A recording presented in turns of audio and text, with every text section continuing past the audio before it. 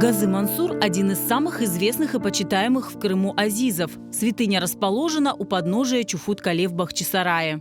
Сам Газы Мансур был одним из сахабов, сподвижников пророка Мухаммеда. Газы Мансур знал, что жители Крыма примут, станут мусульманами. И из Саудовской Аравии, из Мекки он попадает сюда, в Крым, вместе со своим сподвижником Малик Аштером. Малик Аштер был смертельно ранен в пути и похоронен затем в Эски-юрте. Вскоре ранен был и сам Газы Мансур. Его похоронили в долине Мерьем-Дере. Его существование, о его могиле узнают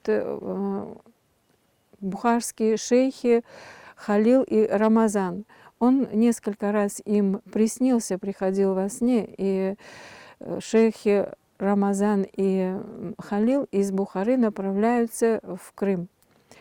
И, найдя именно это место, которое они видели во сне, они находят и саму могилу Газы Мансура и основывают здесь такие дервиши.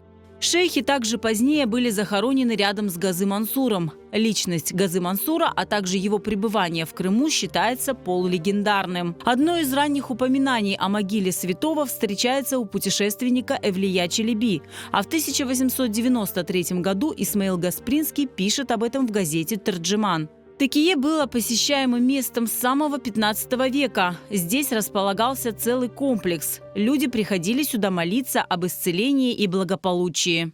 Здесь основывается обитель качающихся дервишей. И об этом упоминает Осман Нахчокрахлы в исследовании 1927-1929 годов, исследование по Чуфут-Кале и его окрестности.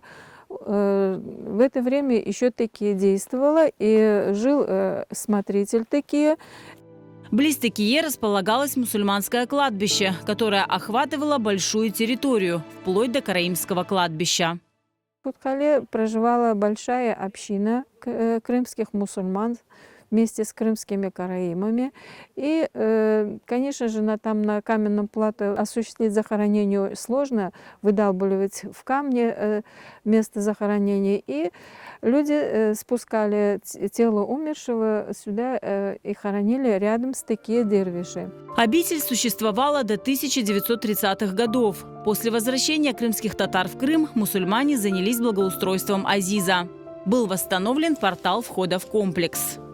В 2010-2012 годах был восстановлен и колодец. Его расчистили на глубине 12 метров. Была чистейшая вода обнаружена. Было много вытащено оттуда мусора. Вышли оттуда алем, навершие самого Текие дервиши, Башташ. Сейчас на территории Азиза Газы Мансур можно увидеть лишь остатки фундамента Текие и опорных стен, а также более 30 надмогильных плит и фрагментов.